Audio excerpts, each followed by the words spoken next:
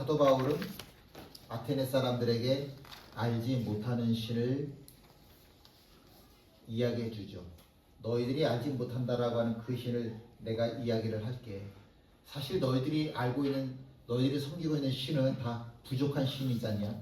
너희들이 먹을 것을 주어야, 너희들이 돈을 바쳐야, 너희들이 옷을 해입해야 그들이 배부를 수 있고 그들이 복을 줄 수 있다라고 이야기하는, 받아야만 줄 수 있는 신, 부족한 신 아니냐. 그러나 너희들이 지금 알지 못하는 신이라고 하는 이 신, 전능자 하나님, 이분은 충분자 하나님이시다. 충분자라고 하는 말은 처음부터 끝까지 알파와 오메가 모든 것을 다 갖고 계시다라고 하는 거죠. 모든 것을 충분히 갖고 계신 하나님이시기 때문에 사람들의 손을 통해서 굳이 무언가를 받으려 하지 않으신다. 오히려 하나님께서는 생명과 호흡 그리고 필요한 모든 것을 책임져 주시는 충분자 하나님, 전능자 하나님이시다라고 이야기를 합니다. 자, 함께 읽지요. 인류의 모든 족속을 한 혈통으로 만드사 온 땅에 살게 하시고. 당시 사람들은 이렇게 생각을 했어요. 모든 민족, 나라가 아니라 모든 민족마다 다 자기네들의 신이 있고 그 신이 모든 나라를, 모든 사람들을, 모든 민족들을 창조했다라고 생각을 합니다. 지금 나라 개수가 한 170개 정도 되죠. 170개 정도가 되고요. 그리고 민족 개수를 따지고 보면 한 3,000개쯤 된대요. 현재 나라에. 근데 그동안 사라졌던 민족들도 많고 또 다시 생겨나지는 않는데 어쨌든 이렇게 혼합되고 이렇게 돼가면서 또 다시 새로운 민족들이 만들어지고 있는 그런 시대이지 않습니까? 그런데 아테네에만 3만 개의 신이 있다고 그래요. 제주도에만 한 500개? 1000개의 신이 있다고 그래요. 제주도에만. 그러면 이 땅에 모든 민족들의 신이 있다라고 치면 그 모든 신들의 개수가 도대체 얼마나 될까? 그러면 그 신들이 다 치고받고 싸운다 이렇게 되는 거 아니겠습니까? 이건 참 어려운 이야기죠. 정말 어려운 이야기입니다. 말도 안 되는 이야기들인 거죠. 아테네 사람들은 그 수도 없이 많은 신들 중에 자기들이 최고의 신이라고 이름 붙인 신이 있는데 그 신이 제우스 신이죠. 그 제우스 신이 자기들을 만들었고 그래서 세상 모든 사람들보다 자기들이 뛰어나다라고 생각을 하는 아주 특별한 교만에 빠진 사람들이 아테네 사람들이었었습니다. 이 생각을 사도 바울이 지금 정면으로 반박하는 겁니다. 제우스가 너희들을 특별하게 창조했다고? 아니야. 너희들 생각에는 모든 신들이 모든 민족들마다 다 신들이 다르게 있어서 그 모든 민족들을 다 창조했다고? 아니야. 하나님께서 모든 인류를 한 혈통으로 창조하셨어. 첫 번째 사람 아담을 지으시고 그의 후손 한 혈통으로 모든 민족들이 이 땅에 살게 하신 것이야. 이거 과학적으로도 다 증거가 되는 거예요. 모든 사람들의 유전자를 다 검사를, 세계 모든 사람들의 유전자를 다 검사를 하면 결과적으로는 모든 유전자가 한 사람으로부터 다 뿌리되어서 뿌리 내렸다라고 하는 것은 이미 과학적으로 다 증명된 것 아닙니까? 한 혈통으로 하나님께서 이 땅을 창조하셨다. 각자 모든 민족들마다 신이 그 모든 신들이 다 달라서 모든 민족을 창조했다. 그런 거 절대로 아니다. 여기서 첫 한 사람이라고 하는 말은 아담을 이야기하는 거죠.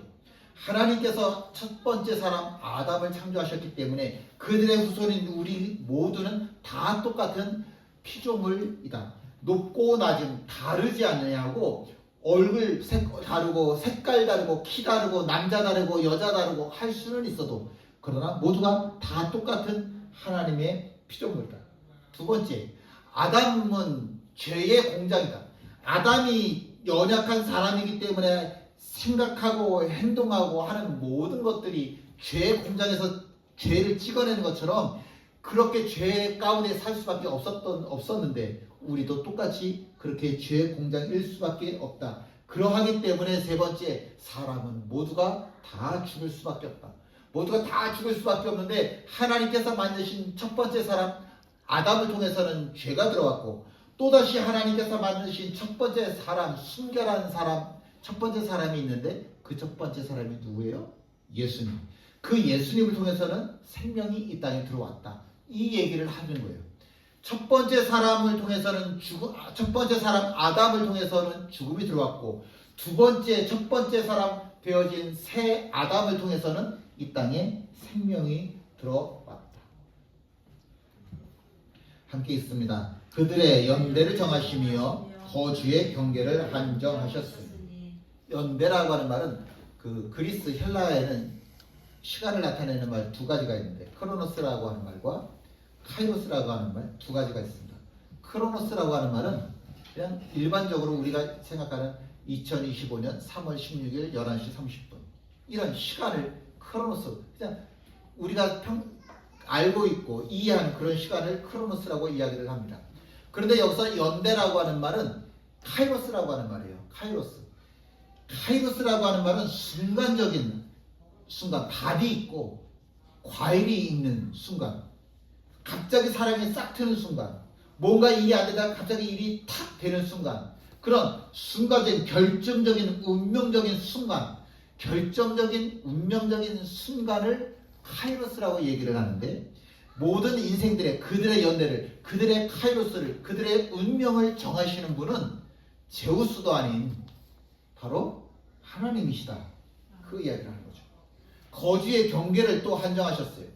거주의 경계를 한정하셨기 때문에 사람은 저 하늘 꼭대기에서 사는 것도 아니고, 저 산 꼭대기에 사는 것도 아니고, 저 바다 깊숙이 사는 것도 아닙니다. 저 우주 밖에서 사는 것도 아니에요. 이 땅에서 모든 사람들이 각자 살아갈 수 있는 모든 거주의 경계를 다 한정해 놓으셨습니다.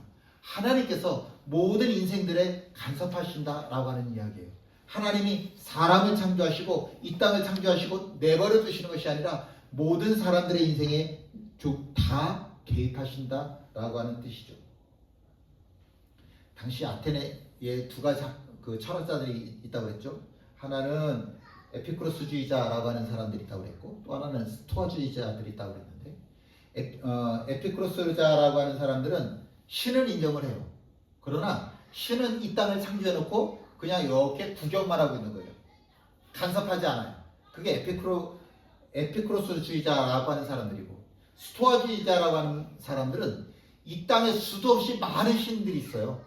불교하고 똑같아요. 그리고 뉴에이지가 굉장히 흡사해요.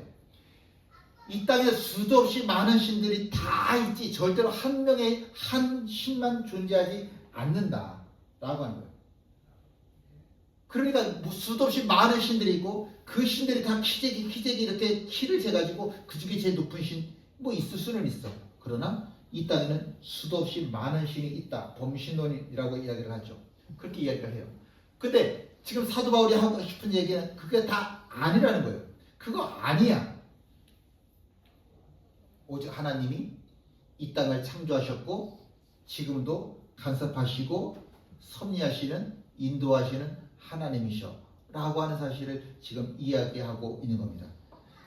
함께 있지요. 이는 사람으로 혹 하나님을 더듬어 찾아 발견하게 하려 하신 이로되. 더듬다 라고 하는 말은 찾아나가는 거예요. 이렇게 밤에 깜깜하면 이렇게 더듬어서 물건을 찾아야 되잖아요. 그런 것처럼 뭔가를 찾아내기 위해서 자꾸 연구하고 생각하고 느끼고 하는 것을 더듬다 라고 이야기를 합니다. 하나님의 흔적을 느끼고 싶으면 이 세상 모든 것에 다 있다는 얘기예요. 하나님을 찾고 싶은 마음이 없어서 그렇지, 하나님을 찾고 싶은 마음이 있다고 한다면 이 땅 모든 곳에서 하나님의 흔적을 찾을 수 있다. 사계절을 봐라. 사람이 사계절 조작할 수 있겠냐? 우주를 봐라. 우주가 지금 수십억 년이 흐르는 동안 정말 1도만큼이라도 틀어졌다고 한다면 이 우주는 다 깨지고 없어지고 말았을 거예요. 근데 이 우주가 너무너무 신기한 거는 그 흐름이라고 하는 법칙이 있어서 자기 자리를 기가 막히게 잘 지킨다는 거죠. 자기 자리를. 그래서 이 우주가 보존될 수 있는 거 아닙니까? 어디를 보던, 특히 자연, 어디를 보든지 간에 하나님의 흔적이 다 있다. 너희들은 지금 이 땅을 바라보면서, 이 세계를 바라보면서 우상들이 너희를 통치한다라고 믿는데, 모든 민족들마다 신들이 다 있어서 지금 그 신들이 싸우고 있다라고 생각을 하는데, 아니야. 이 우주는 오직 하나님의 법칙에 의해서 다스려지고 있는 거야.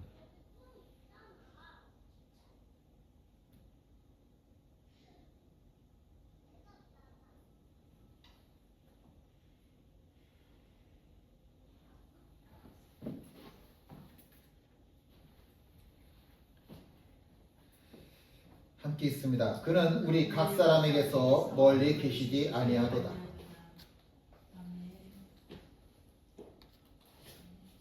제가 이제 화면이 보이지를 않아서 요거는 이제 사용 안 하겠습니다. 이 세상의 모든 종교들의 특징이 있는데, 그거는 신이 하나님을 찾아가는 겁니다. 신이 하나님을 찾아가는. 하나님 어디 계시지? 이게 신인가? 돌이 신인가? 구름이 신인가? 산이 신인가? 바다가 신인가?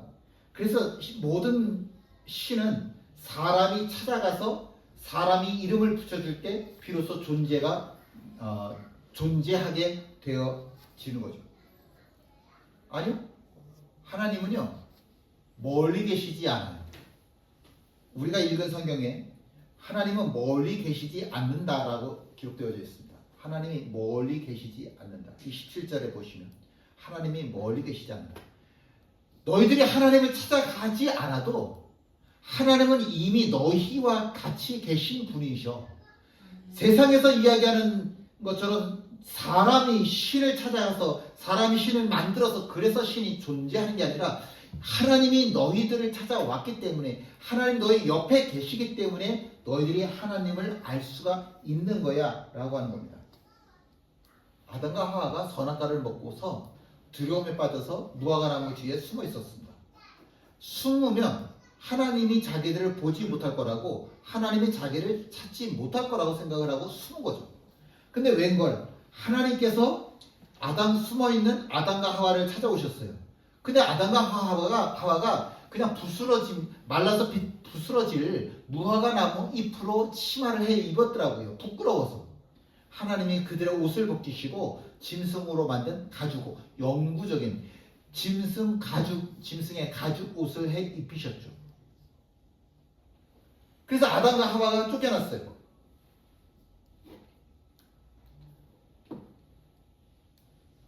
아담과 하와가 쫓겨났는데, 그럼에도 불구하고 하나님은 쫓겨난 그들에게 찾아가셔서 그들을 위로하시고 그들의 하나님이 되어주셨어요. 그들의 아들 둘이 있었죠. 가인과 아벨. 가인이 아벨을 돌로 때려 죽이고 도망가게 돼요. 참 신기한 건, 하나님이 자기 동생을 돌로 때려 죽이고 도망가는 가인에게도 찾아가셔서 그의 하나님이 되어 주시더라 라고 하는 거예요. 하나님은 언제나 그렇게 사람들을 찾아가셔요. 언제나 그렇게 사람들을 찾아가셨어요. 하나님이 노아를 찾아가셔서 그 당시에 죽을 수밖에 없는 모든 사람들이었음에도 불구하고 노아를 살리셔요. 하나님이 굳이 아브라함을 찾아가셔요. 아브라함. 세상 모든 사람들이 다 하나님을 모를 때 하나님이 아브라함을 찾아가셔서 내가 하나님이야, 내가 전능자 하나님이야 라고 말씀을 하시면서 당신께서 스스로 하나님 되심을 아브라함에게 설명해 주셨고, 그로 하여금 믿음의 조상이 되게 하시죠. 하나님은 그렇게 늘 사람을 찾아가셔서 만나주시는 거예요. 그런 이야기들을 기록해 놓은 게 성경인데, 그 구약 시대보다도 지금은 더 구체적으로 하나님을 만날 수 있는 방법이 있습니다. 그 방법이 뭐예요? 성경이라고 하는 거예요. 성경에 보면 하나님을 만나는 방법, 하나님이 말씀하셨던 것들, 내가 더 하나님을 알려면, 내가 더 하나님을 구체적으로 알려면, 내가 더 하나님과 깊은 관계를 가지려면 어떻게 해야 되는지, 그 모든 과정들을 구체적으로 자세하게 써놓은 것이 바로 성경이라고 하는 거죠. 제가 귀염이라고 이야기를 하려고 하면 답답할 때가 한두 번이 아니에요. 귀여워서 얘기를 하려고 하는 거지 답답해서 진짜 왜 답답해요? 수준이 안 맞아. 3살짜리하고 저하고 어떻게 수준이 맞아요? 대화가 안 되지. 근데 끝까지 대화가 되지 않는데도 불구하고 대화를 하려고 노력하는 건 규영이가 잘해서 그런 게 아니죠. 제가 제 손주니까 참고선 대화를 하려고 하니까 대화가 그나마 가능한 거죠. 대화는요, 나하고 수준이 맞는 사람들끼리 하는 거예요. 나하고 수준이 맞지 않는 사람은 나보다 수준이 너무 높아도 나보다 수준이 너무 낮아도 그 사람하고는 대화 안 해요. 생각해 보세요. 하나님하고 나하고 대화가 사실 되겠냐고. 하나님하고 나하고 대화가 될 수가 없는 게 나는 살아가는 게 진짜 뭐라고 표현을 해야 될까요? 내가 살아가는 모습이 솔직히 하나님 마음에 들겠냐고. 은혜는 은혜대로 다 받아놓고서도 불구하고 믿는다고 하면서도 불구하고 여전히 내 고집대로 내 방식대로 살아가는 나를 바라보시면서 하나님이 나하고 대화가 솔직히 되겠냐고. 수준차가 있는데 우주를 창조하신 분과 저 우주에서 보면 내 흔적조차 보이지 않는 그런 존재인 나하고 하나님하고 어떻게 대화가 되겠냐고. 그런데 하나님이요 눈높이를 내리셨어요. 나하고 똑같이. 그걸 성육신이라고 그러죠. 하나님 나하고 똑같이 수준을 맞춰주셔서 그래서 대화를 하는 거예요.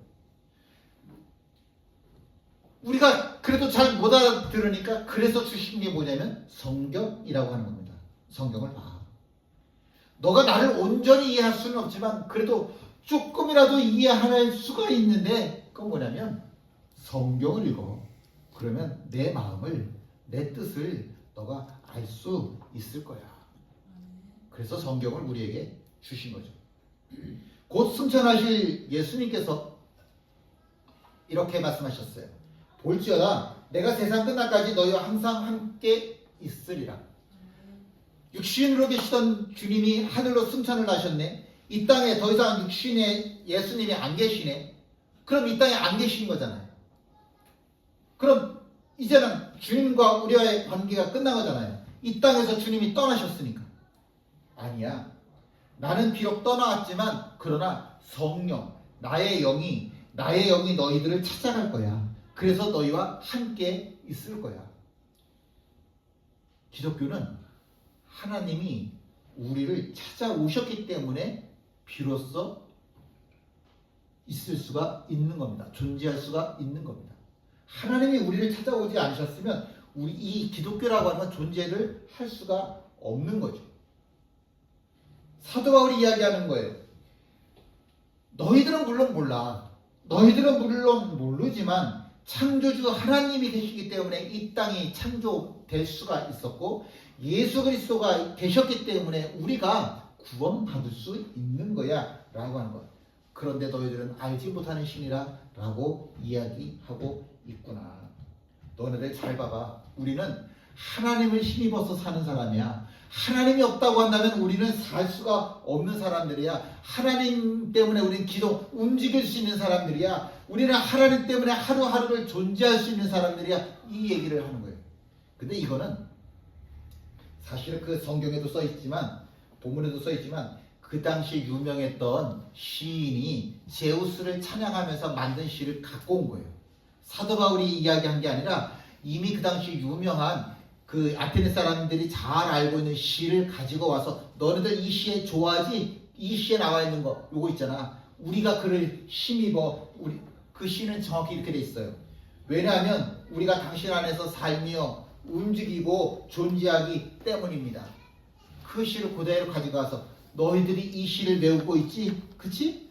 그런데 말이야 이 시가 진짜 노래해야 될 분, 찬양해야 될 분은 누구시냐면 하나님이셔. 제우스가 아니야. 하나님 때문에 우리가 먹고 입고 오늘도 움직이고 오늘도 살아있을 수 있는 거야. 28절 29절에도 똑같아요. 그것도 그 당시 유명한 다른 누군가의 시를 가지고 왔어요. 가지고 와서 하는 얘기가 어떤 시인이 말이야 이렇게 노래했지? 이거 제우스를 노래한 게 아니라 이건 사실 하나님께 드려져야 되는 노래인 거야 라고 이야기를 하는 겁니다. 우리가 그의 소생이라고 그랬어요. 아테네 사람들이 시에 우리는 제우스의 소생입니다. 우리는 제우스의 자식들입니다. 제우스는 아버지고 우리는 자녀입니다. 이렇게 이야기하는데 표현은 멋있다. 그러나 제우스가 아니야. 하나님이시고 그리고 우리가 그분의 자녀야. 여러분 왜 사도 바울이 된지 아십니까? 사도 바울은 정말 공부 많이 한 사람입니다.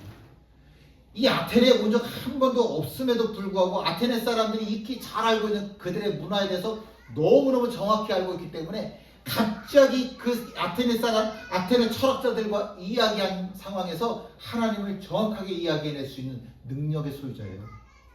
바울이 그냥 바울이 된 게 아니라니까. 준비가 되어졌기 때문에 바울이 될 수가 있는 거예요. 준비가 되어졌기 때문에. 하나님을 어떻게 자꾸 조각으로 만들어서 어떤 집에다가 집어넣어서 알지 못하는 신, 자꾸 구석으로 하나님을 가둬두려고 하느냐. 하나님은 그 어떤 구석에도 어떤 집에도 갇혀 계실 수 없는 분이셔. 근데 정말 이야기하고 싶은 건 이런 거죠. 그렇다고 한다면 우리가 하나님의 자식이니까 하나님의 자녀답게 이 땅을 살아야 되지 않겠냐. 지금 이 얘기를 하고 싶은 거예요. 우리가 하나님의 자녀잖냐. 그럼 하나님의 자녀답게 살아야지. 이스라엘이 미디안으로부터 7년 동안 지배를 받을 때 하나님께서 기드온을 찾아가셨죠. 그래서 기드온을 부르시는데 뭐라고 부르시냐면 큰 용사야 라고 부르셔요. 이 말씀이 전 사실 되게 좀 충격이에요. 잘 알고 계신 것처럼 기드온은 겁쟁이인데 하나님은 뭐라고 부르시냐면 큰 용사여 이렇게 부르시더라고요. 지금은 겁쟁이지만 너가 점차 변화해져서 성숙한 예수쟁이가 되어 이제 나중에는 큰 용사가 될 거야. 나는 나중에 되어질 너의 모습, 나중에 변화되어질 너의 모습을 보면서 나는 너를 불러. 너는 큰 용사야. 넌 절대 겁쟁이가 아니야. 예수님께서 하나님의 나라를 이 땅에 이루시기 위해서 가장 첫 번째로 가장 중요하셨던 일 중에 하나가 뭐냐면 12제자를 부르시는 거였죠. 너무너무 중요한 일이시니까 예수님께서도 밤새 철야기도 하시고 그리고 12제자를 선택하시죠. 근데 그 12제자들은 예수님을 실망시키기에 아주 탁월한 능력을 가진 사람들이었었어요. 말씀을 전하시면 이해를 못해. 예수님이 기도하자고 하면 잠을 자. 예수님이 십자가에 달리시면 도망가. 이 제자들은 진짜 이 제자들은 예수님을 실망시키기에 아주 탁월한 능력을 가진 자들이에요. 그런데 그것도 모자라 12명의 제자들 중에 한 명은 자기를 팔아. 그걸 다 아시잖아. 근데도 제자들을 포기하지 않으시고 끝까지 데려가시고 당신께서 부활하시면서도 당신의 모든 사명들을 그 못난 제자들에게 다 남기시고 승천하셨어. 예수님이 정말 12제자들을 바라보시면서 만족하셨기 때문에 그렇게 자신의 모든 것들을, 모든 꿈과 모든 소망과 모든 비전을 제자들에게 다 주신 걸까? 여러분 그렇습니까? 사도행전 2장에 보면 드디어 오순절날 마가의 다락방에 모여있는 모든 사람들에게 성령 충만함이 임하여지죠. 그리고 나서 변화가 일어나는데 믿는 사람이 다 함께 있어 모든 물건을 서로 통용하고 또 재산과 소유를 팔아 각 사람의 필요를 따라 나눠주며 날마다 마음을 같이하여 성전에 모이기를 힘쓰고 집에서 떡을 떼며 기쁨과 순전한 마음으로 음식을 먹고 하나님을 찬미하며 또 온 백성에게 칭송을 받으니 주께서 구원받는 사람을 날마다 더하게 하시니라. 이 땅에서 절대로 일어날 수 없는 일이 일어났어요. 민주주의, 공산주의 그런 공산주의가 아니라 이 시대 초대교회를 표현할 수 있는 말이 이 공산주의라고 하는 말밖에 없어서 그렇게 표현을 하는 거예요. 지금의 공산주의랑 전혀 다른 거예요. 초대교회를 그렇게 표현할 수밖에 없어서 공산주의라고 뭐라고 해야 되죠? 해야 될까? 하여튼 천국 같은 그런 시대를 초대교회가 맞이하게 돼요. 내 거라고 얘기하는 게 없어요. 자기의 모든 재산을 다 쏟아놓고 가난한 자도 부자도 똑같이 먹고 똑같이 쓰고 똑같이 나눠가지고 더 필요한 일이 생겼네. 더 가져. 내가 큰 재산을 내놨으니까 나 좀 행세 좀 할래. 그런 사람도 하나 없고 완전히 우리가 죽어야만 볼 수 있는 하늘나라를 이 땅에서 볼 수 있는 역사가 기적이 일어난 거예요. 그게 사도행전 2장이거든요. 초대교회거든요. 근데 가라지가 있더라고. 누구? 아나니아하고 삽비라가. 이 가라지가 들어와서 하나님의 것을 드리면서 도적질하네. 하나님의 것을 가지고. 그랬더니 초대교회가 무너졌어요. 끝났어. 너무너무 참 슬픈 일인데 그렇게 끝났어. 그래서 시간이 이제 100년이 지나고 200년이 지났어요. 한 200년쯤 지났는데 아리스티데스라고 하는 사람이 그 당시 로마 황제한테 편지를 썼어요. 기독교인들에 대해서 편지를 썼는데 뭐라고 편지를 썼냐면 그들은 서로 사랑합니다. 그들은 과부를 돕고 고아들을 학대하는 자의 손에서 구해냅니다. 그들은 자신에게 있는 것들을 없는 사람들에게 나눠주며 나그네를 보면 집으로 초대하여 마치 친형제라도 되는 것처럼 반가워합니다. 그들은 자신들을 보통 의미의 형제로 여기지 않고 하나님 안에서 성령으로 한 형제가 되었다고 생각합니다. 얘기를 다시 200년 더 앞으로 다시 가요. 초대교회 사도행전 2장. 그 초대교회는 보이지 않는 하나님의 나라가 자기들의 눈으로 보이는 하나님의 나라가 되었다니까요. 근데 이게 변질이 됐어. 변질이 되었는데 200년이라고 하는 세월이 지났는데도 불구하고 그 변질된 기독교, 타락한 기독교를 바라보는데도 여전히 사도행전 2장에 있는 교회의 모습이 똑같이 보이고 있네. 변질됐는데도. 신기하잖아요. 몇백 년이 지났는데도 불구하고 변질된 타락한 기독교의 모습이 사도행전 2장의 모습과 별로 다르지를 않네. 이게 도대체 어떻게 된 일이죠?